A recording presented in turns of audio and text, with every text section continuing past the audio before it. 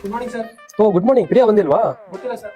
ಇಬ್ರು ಒಂದೇ ಪ್ರಾಜೆಕ್ಟ್ ಅಲ್ಲಿ ಕೆಲಸ ಮಾಡೋದು, ಲಾಜಿಕಲ್ ಮೀಡಿಯಾ ಐ ಗೆಸ್. ಹೌದು like if she comes tell her to meet me. Okay yes come in. Priya baby ಮತ್ತೆ ಲೇಟ್ ಇವತ್ತು. What you doing? ಇದು ಆಫೀಸ್ ಎಲ್ಲ ಸಿ ಸಿ ಕ್ಯಾಮ್ರಾಸ್ ಎಲ್ಲ ಇರ್ತವೆ. ನಾನು ಹೊರಗೆ ಬಂದು ನಿನಗೆ ಬೈದಂಗೆ ಮಾಡ್ತೀನಿ, ಯಾಕಂದ್ರೆ ನನ್ನ ಮಕ್ಕಳು ಕೆಲಸನೇ ಮಾಡಲ್ಲ. ಇಲ್ಲಾಂದ್ರೆ ನೀನು ಹೋಗು, ನಾನು 5 minutes ಬಿಟ್ಟು ಬರ್ತೀನಿ. Love you. Priya meet me in the cafeteria. Okay. Oh ಹೌದಾ, ಒಂದಾ ನೀನೇನು ಇನ್ಕ್ರಿಮೆಂಟಿಗೋಸ್ಕರ HR ಹತ್ರ ಕೇಳಿದ್ದ?